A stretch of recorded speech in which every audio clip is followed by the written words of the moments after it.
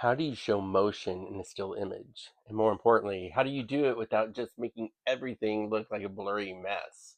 For this Art Heart Academy challenge, the prompt was motion, and I decided to build the entire piece around one of the most iconic athletes in history, Jesse Owens.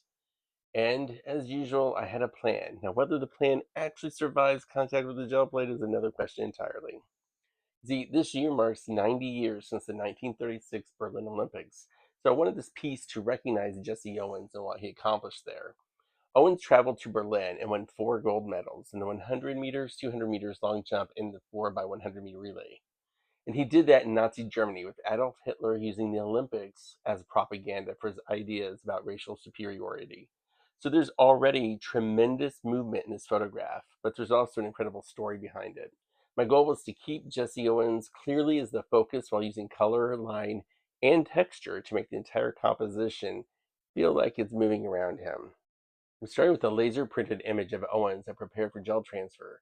Before transferring it though, I sprayed the image outside with photo varnish. I found that this can help me get a cleaner transfer from certain laser prints. And I'm putting down a very thin layer of Amsterdam black acrylic paint. When I say thin, I mean thin. Because too much paint, you start losing detail very quickly. The image goes face down, you burnish it well, and slowly begin pinning the paper back. And this one makes me happy. It's a really good transfer. You can see quite a bit of detail in Owens himself.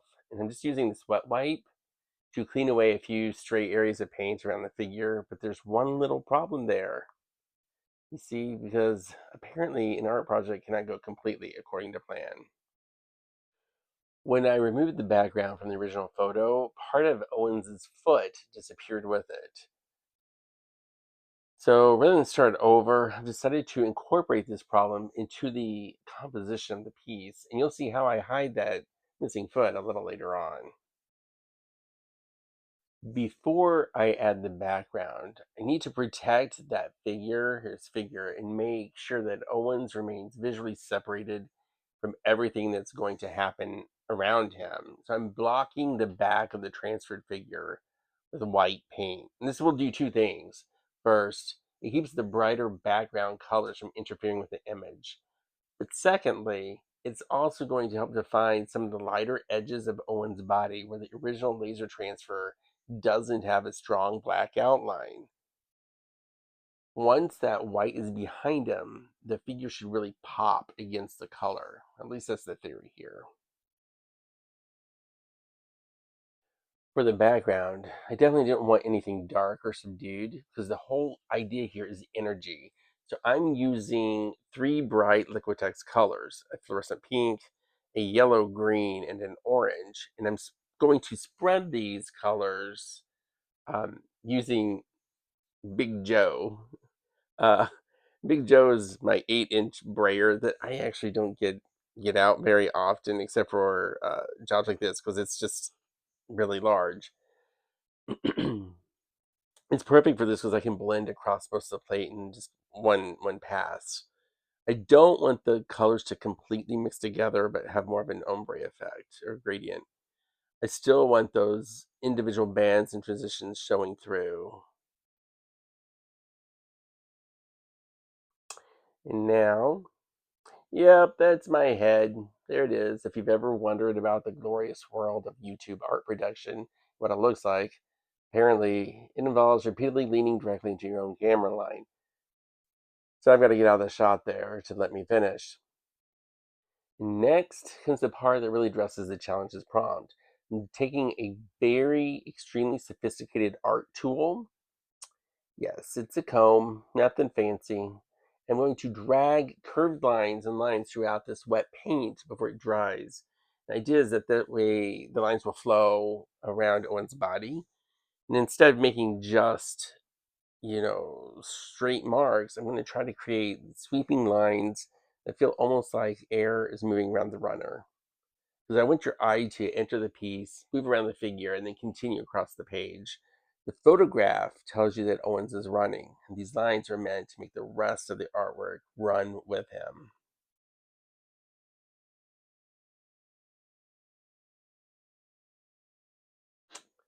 Now, somewhere during this process, I managed to forget to hit record, because of course I did. So what you're not seeing here is the final white pull layer. And I did add the white paint and then pull everything onto the wet strengthened tea bag paper that I use frequently to get this kind of gel print. It's thin but surprisingly strong. I really like it when I'm creating work that may eventually be collaged or added into a sketchbook. I've demonstrated that process in some of my other videos, so I'll link to those as well as the paper in the description. If this is on the plastic sheet, I can pick it up and flip it over and easily get an idea of what it's looking like here. After everything has dried, now we get to my favorite part, the reveal. This is always a moment where you find out whether the thing that exists in your head bears any resemblance to whatever the thing is that you actually made. And actually, I really like this. The image of Owens is strong. The fluorescent colors have plenty of energy without overpowering him. And those curved comb lines are giving me exactly the sense of movement that I was hoping for, but it still needs something.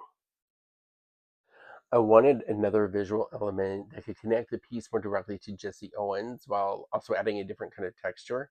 I've been collaborating with PM Artist Studio, and they sent me some of their products to experiment with. One of the sets I particularly like is their distressed vintage number stamps, and immediately I knew what I wanted to add: 1936. It gives the viewer a historical reference point, but visually, those distressed numbers also work really well with the imperfect, layered quality of a monoprint.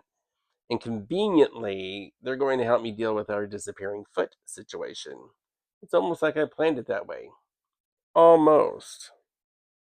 Instead of using stamping ink, I'm using the same Amsterdam black acrylic paint.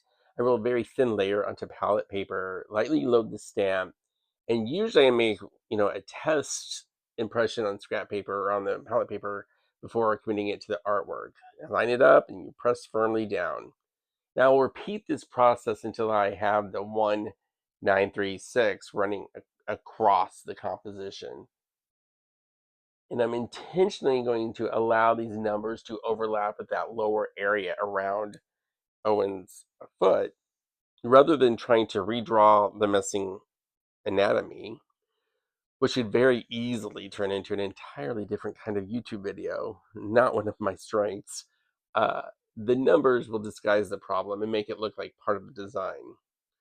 One important warning though, if you use acrylic paint on these rubber stamps, you must clean them immediately. So I keep a bowl of clean water right next to me so that as soon as I'm finished with each number, that stamp goes into the water. So I can rinse it, I blot it with an old cloth, and I let it air dry. That's what that bowl is right above the plate there. The reason why is you don't want acrylic paint to permanently dry inside all of the nice detail of the stamp itself. The distressed vintage numbers come from 0 through 9, and they are designed in-house by PM Artist Studio. But one thing I really like about PM Artist Studio is that many of their designs and stencils are actually created by other creatives and other artists. So I'll be sure and link to these stencils into PM Artist Studio in the description. I will let everything completely dry because I want to put this piece into one of my ongoing sketchbooks. And yes, I have multiple sketchbooks going on at the same time because apparently finishing one before starting another would be far too sensible for me. For mounting, I can use a thin coat of the clear matte acrylic medium as an adhesive, but you can use something like Mod Podge, and I'm actually going to use Mod Podge over the surface ultimately of this one as part of the final finishing process in my sketchbook. I really like how this challenge ultimately turns out because the idea of motion isn't coming just from one element. Jesse Owens is moving and the curved lines are moving. Their fluorescent colors seem to move across the background, and even the distressed numbers here break up the surface and pull your eye across the entire composition. I think that's something I'm going to carry into future pieces. If the prompt is movement, then the subject doesn't necessarily have to do all the work. The color can move, lines can move, textures can move, and your eye can move. And sometimes the most interesting part is figuring out how all of those things can work together. If you've enjoyed this project, be sure to let me know what you think in the comments. If you want to see more experiments with gel printing, image transfers, mixed media, and occasionally trying to rescue my own mistakes, consider subscribing. And here's the final piece. Let me know what you think. Thank you for watching, and I'll see you in the next one. Have a great day.